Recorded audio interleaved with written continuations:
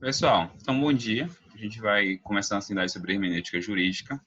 Nessa unidade, a gente quer ver quais são as principais, primeiro, o que é hermenêutica jurídica, segundo, quais são as principais formas que eu tenho para interpretar o direito. Isso vai envolver tanto um aspecto mais filosófico quanto um aspecto mais prático. A gente vai ter as duas questões.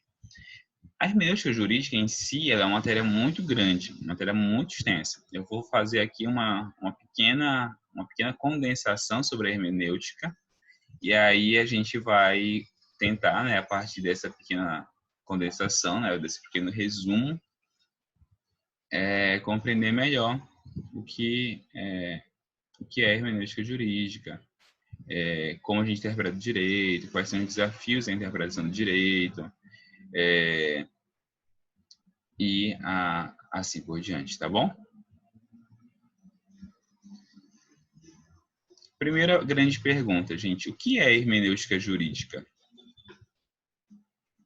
Hein?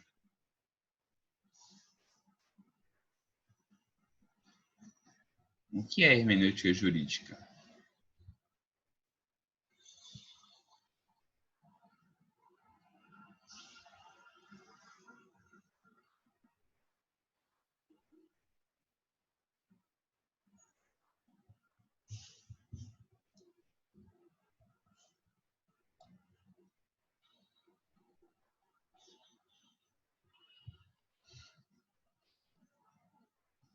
Você nunca tem vontade de falar, né? Tá bom, bora lá.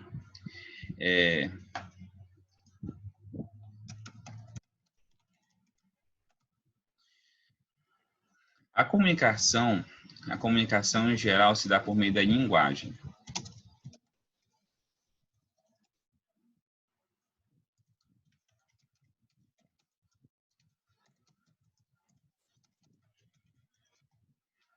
E aí, quando eu digo linguagem, não é necessariamente linguagem escrita, tá bom?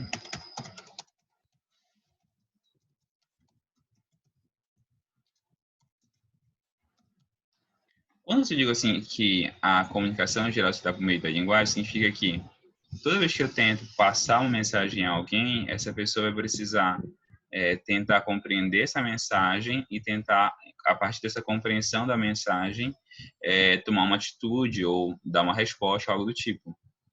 Então, quando eu faço uma pergunta, quando eu faço uma afirmação, quando eu dou uma ordem, quando eu, enfim, faço qualquer coisa em relação a outra pessoa, eu sempre preciso usar a linguagem para me comunicar para ela. Eu vou precisar, então, dizer assim, olha, que horas são? Ou, que dia é hoje? Ou, por que você gosta de fazer isso? Perguntas. Eu posso, então, dar um conselho para ela. Olha, eu acho que o mais adequado para você seria estudar mais para minha matéria. Ou eu posso, então, fazer uma descrição. Então, hoje o céu está muito azul e cheio de nuvens. Ou eu posso dar uma ordem. Você está proibido de fazer tal coisa. Para que o meu ouvinte consiga entender, consiga agir segundo o que eu estou falando, ou consiga me dar uma resposta, ou consiga compreender a informação que eu passei para ele, ele precisa essencialmente compreender a linguagem que eu utilizei para ele. Então, toda vez que eu me comunico com alguém, eu estou me comunicando por meio da linguagem. E é aqui que surge o problema da hermenêutica. Quando ocorre essa na transmissão ou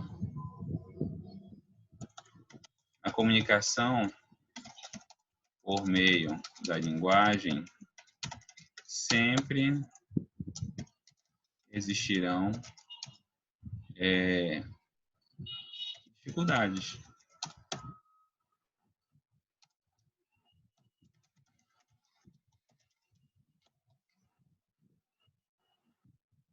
Toda vez que eu me comunico por meio da linguagem, é possível um tipo de mal entendido. O que é um mal entendido? É quando a minha intenção com aquela comunicação, com aquela expressão era algo e a pessoa não compreendeu aquilo. Então, eu disse para ela fazer X, mas em razão de eu não ter expressado adequadamente, ou dela não ter atentado adequadamente para aquilo que eu queria expressar, eu tenho uma dificuldade de compreensão. O exemplo mais simples disso é a literatura. A literatura é um bom exemplo desse mal entendido na linguagem. Só ler o que mandaram aqui no chat.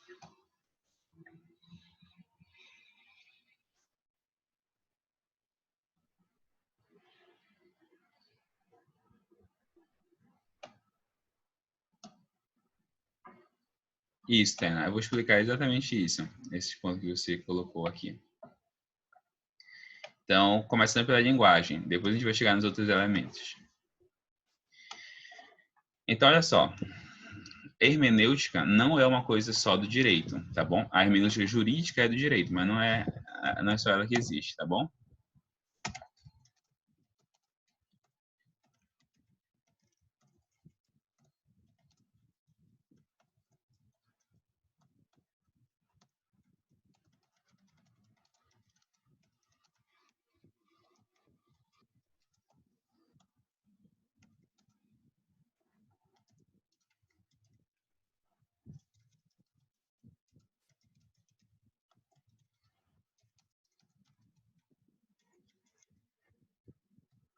E aí, então, gente, eu sempre vou precisar tentar tornar mais claro, ou tentar compreender melhor o significado de uma certa linguagem, ou o significado de uma certa expressão.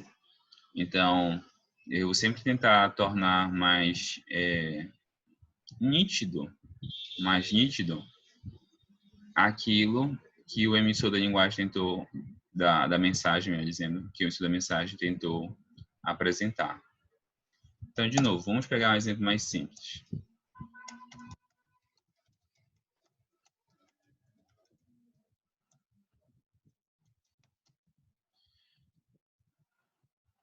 Quando um autor ele escreve uma obra, essa obra ela será compreendida por todos nós da mesma forma?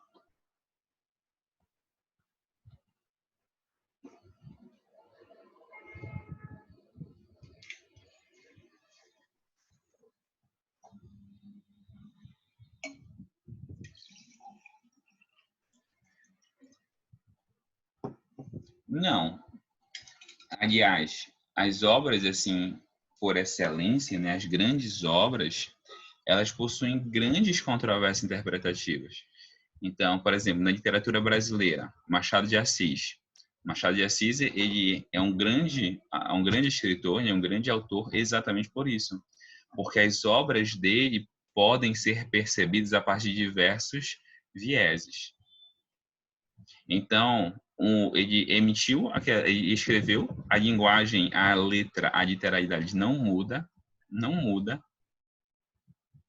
mas a compreensão nossa sobre a linguagem muda. E muda muito radicalmente, inclusive.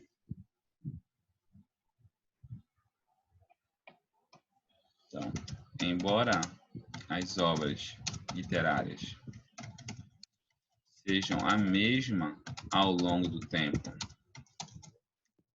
e para diversos autores,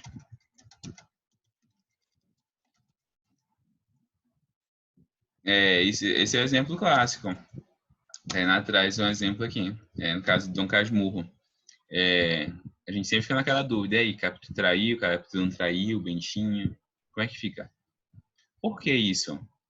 Porque nós vamos compreender a linguagem, compreender aquele texto a partir de diversos, é, a partir de diversos olhares, eu vou falar assim, diversos olhares. A gente vai olhar o texto de uma forma diferente. Eu já vou chegar ao ponto de por que a gente vai olhar o texto de forma diferente.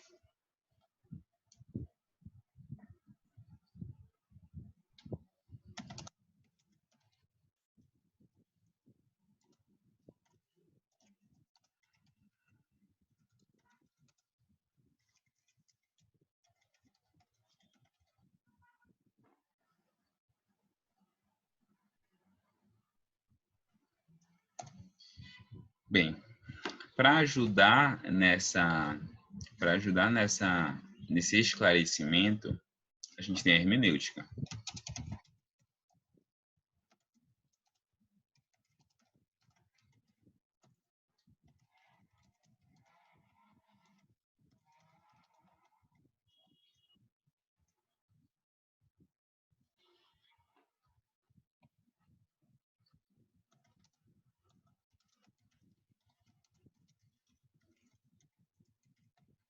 A hermenêutica ela vem para auxiliar no esclarecimento desse processo interpretativo.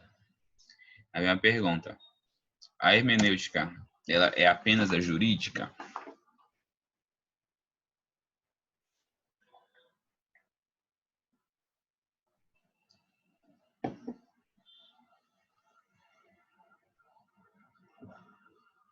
Hein?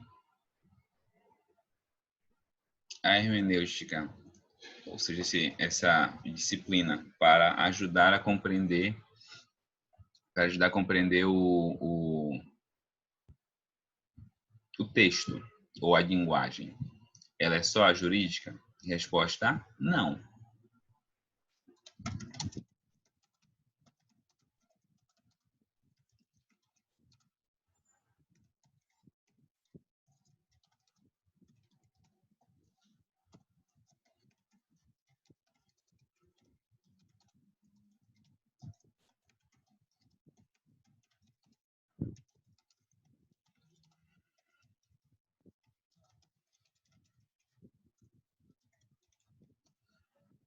Não.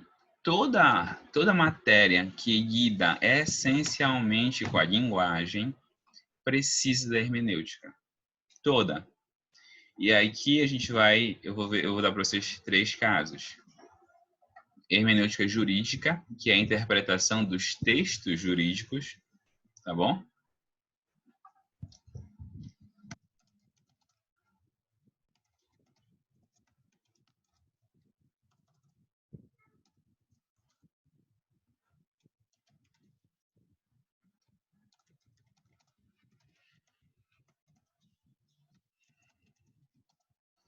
Então, tem a compreensão do estudo do texto jurídico, mas a hermenêutica jurídica, de novo, ela não é nem a primeira que surge, ela é uma das últimas que surge. Antes dela, e a primeira hermenêutica que surge é, é a hermenêutica teológica ou hermenêutica bíblica, que é a reflexão, é a tentativa de interpretação dos textos bíblicos.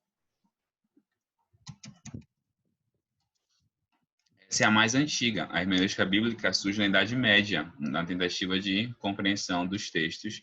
Na verdade, não é nem na Idade Média, no finalzinho da Idade Média já chegando na Idade Moderna. Tentativa de compreensão dos textos bíblicos, quais são os critérios para a interpretação, para o estudo, para a reflexão dos textos bíblicos. E a hermenêutica literária.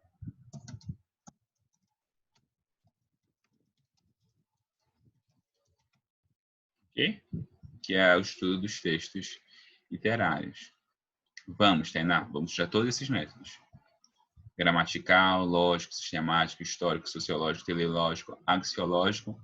Vamos ver alguns brocardos ainda. Isso aqui é só a introdução. Isso aqui é só a introdução ainda.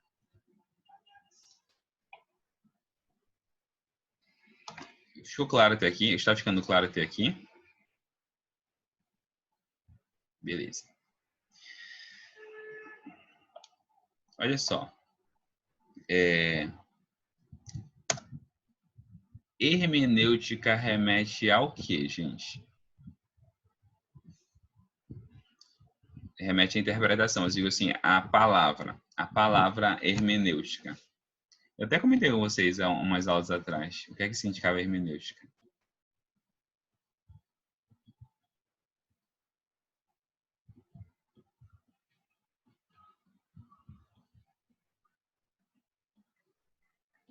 Não lembro?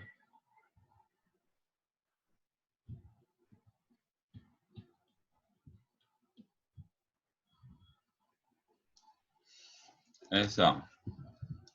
Origem da palavra. Hermenêutica remete a Hermes.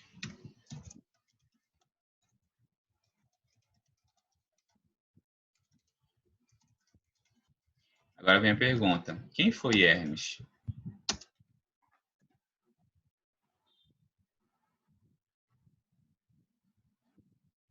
Quem foi Hermes?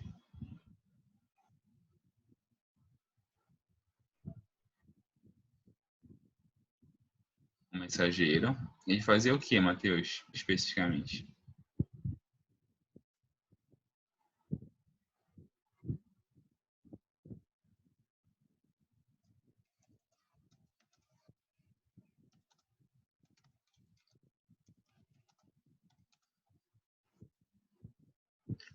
Hermes era o encarregado de trazer a mensagem dos deuses aos homens. Isso mesmo. A missão dele era, isso na mitologia grega, tá?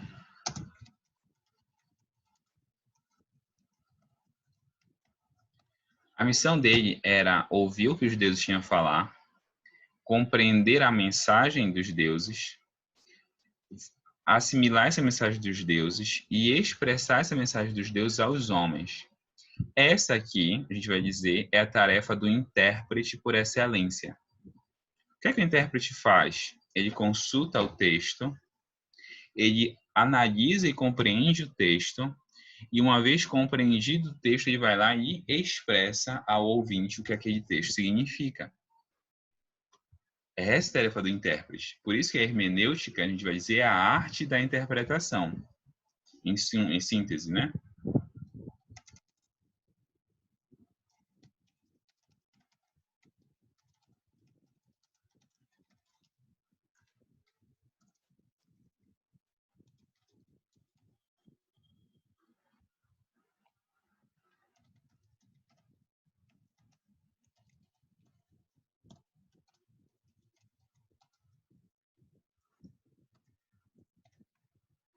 Tá? Então, ele recebia a mensagem e ele tinha a responsabilidade de explicá-la aos homens.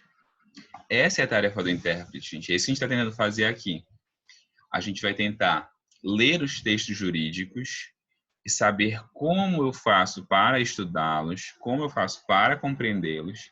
E aí, feito isso, assim que eu os compreendo, eu consigo apresentá-los às outras pessoas.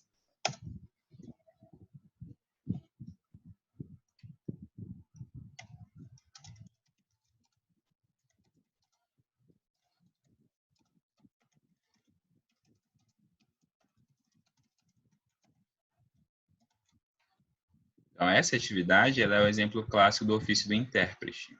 O intérprete tem a responsabilidade, tem o encargo de consultar os textos, compreendê-los e comunicá-los. A hermenêutica, a gente vai dizer assim, na tradição clássica, existem dois tipos de conhecimento. Né? Existe o conhecimento da ciência, que é aquele conhecimento exato, e existe a arte. A arte que ela envolve um pouco de conhecimento técnico, mas que não é só técnica. Então, o artista ele tem que dominar a técnica, ele tem que saber fazer a pintura, ele tem que saber fazer escultura, mas ele precisa empregar uma atividade que não é só técnica. Então, por exemplo, um bom pintor é um pintor que sabe só usar as tintas e usar o pincel? Não, um bom pintor é um pintor que sabe usar a tinta e o pincel, usar as cores para fazer algo que tenha um significado. A hermenêutica ela é vista como uma arte. Por que uma arte, gente? Porque a hermenêutica nunca é exata. Ela nunca é completamente exata. É diferente. Você diz assim, gente, 2 mais 2 é quanto? 4. Linguagem exata. Linguagem exata. Ok. Mas a hermenêutica não. A hermenêutica sempre vai ter uma diversidade de possibilidades. E aí, o que é? Ah, então a hermenêutica é subjetiva, professor. Não, a hermenêutica não é subjetiva. Existem critérios para eu afunilar. Isso, ó, dessas interpretações todas, essa aqui é a melhor interpretação. Ou essas duas são a melhor interpretação. Não é algo exato. mas é algo que consegue me separar. Aquilo que é absurdo, não, isso aqui é absurdo, eu não posso interpretar dessa forma. Ou algo que é mais simples. Então, por exemplo, homicídio. A gente conversou já sobre isso outras vezes. Matar um cachorro é homicídio? Hein?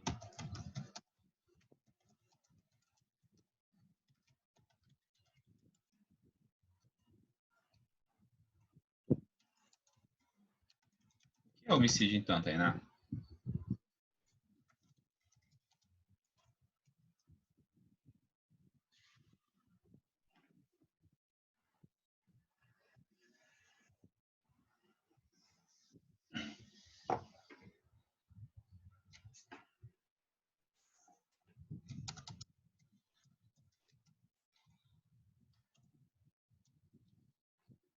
O que é homicídio, gente?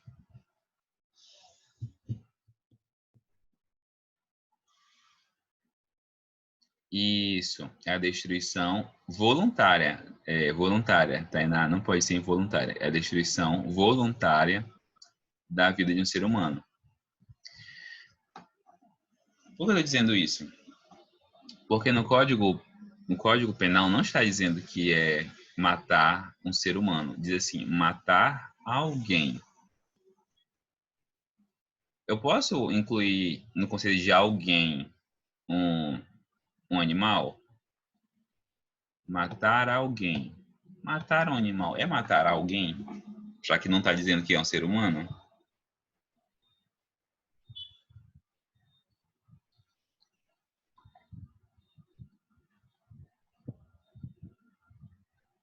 É, mas aí não é. O homicídio culposo é um outro tipo. Homicídio, ele sempre, todo crime, ele é sempre doloso, Tainá. Quando eu digo assim, tal crime culposo, esse aí já é um outro tipo penal. Então, o voluntário é o homicídio. E aí, se for involuntário, mas houver culpa, é homicídio culposo, tá bom? O homicídio em si tem que ser voluntário. É... Hein, gente, eu posso incluir um cachorrinho lá? Já que não fala em matar que o código fala matar alguém. E não fala matar um ser humano. No conceito de alguém, pode ser incluído um cachorrinho?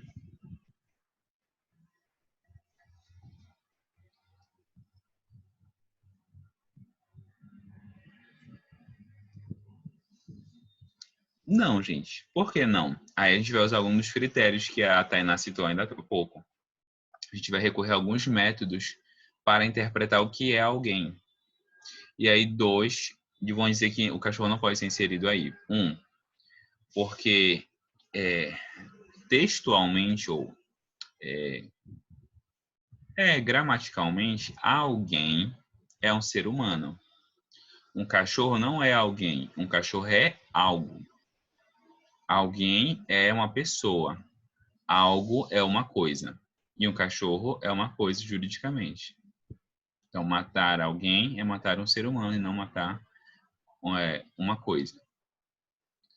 Segundo, historicamente, sempre se interpretou como sendo alguém, como sendo um ser humano, como alguém fazendo referência ao ser humano.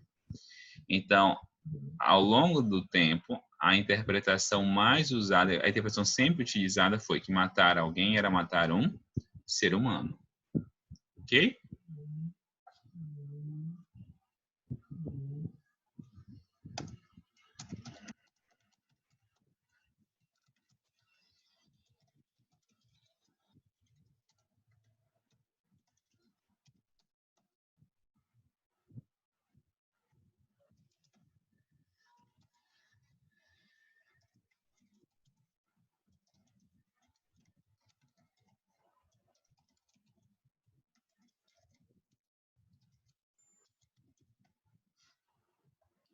É, só uma observação aqui, a gente não vai entrar tanto neste ponto, mas De novo, volta para isso lá em cima. Agora vocês aprenderam.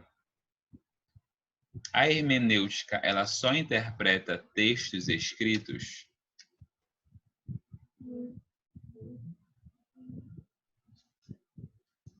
A hermenêutica só interpreta textos escritos?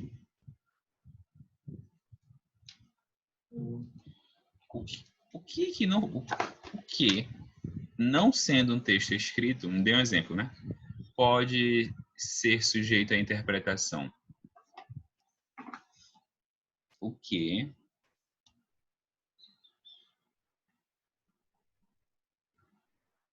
não sendo um texto está sujeito à interpretação?